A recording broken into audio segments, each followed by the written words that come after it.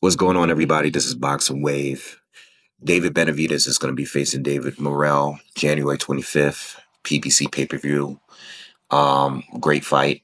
I'm happy for the fight because I wanted these guys to just move on for the Canelo talk. The fight wasn't going to happen with either one of them. They both moved up to 175. Both of them had their first fights at 175. There's no reason to not fight at this point. We have a new undisputed champion in Arthur Beterbiev, and at this point, I don't know if Arthur's going to stay. I don't know if he's going to continue boxing at 175. And if he does, is he going to defend these titles? But eventually, these titles are going to be freed up, and whether they get a shot at Beterbiev in the future or with Bivol, because they might have a rematch between Bivol and, excuse me, Beterbiev.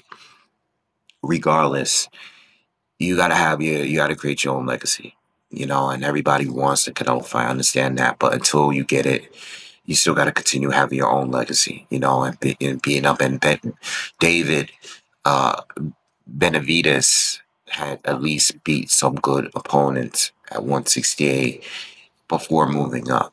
He started to beat guys that were really good guys, and I think at this point, you just want to create your own legacy, and there's a lot of other fighters still at 175, including some guys that's undefeated right now. So there could be a potential championship fight with Beterbiev or Bivol, or there could be a fight with Joshua Buatsi, who's undefeated as well. Or Anthony Yard. There's still a lot of names at the division. There's still a lot of good fights at the division. So these guys fighting each other. It should happen. They're both PBC. It's an easy fight to make. I mean, and it's an even fight to me. I think I've always been leaning towards Benavidez in that fight. Morrell is really, really good. I'm not taking anything away from him, but I've been more sold on Benavidez than Morrell. All right. And I've always been leaning towards him with that style. With that being said, I do believe part of the reason why this fight is happening right now is because Morrell did not look good in his last fight. At least I don't think he did. I thought his fight with Hot Rod was a sparring match. Neither one really wanted to engage like that. I think Morrell did early in the first few rounds or so, but he seemed to gas out a little bit, and the fight was just a very boring snooze fest for the entire fight. And Morrell just didn't look any special. And I know Benavidez didn't look great against Volstick because he burned out in the second half. And I don't think Volstick really tried either. I think that was a sparring match as well. But um, this is a fight that could happen at 168 and different. And it didn't. And I think it's because mainly Benavidez was probably chasing Canelo. And the Morrell fight would have been a dangerous fight to take. But, I don't think either one of them has anything to lose at this point. I think the fight is perfect. It's the perfect time to have that kind of fight. Now should it be a pay-per-view? No, I don't think it should be a pay-per-view, especially if they're gonna end up charging us $90, $80 for that fight. But it is what it is. It's still a good fight. Hopefully it's a good undercard.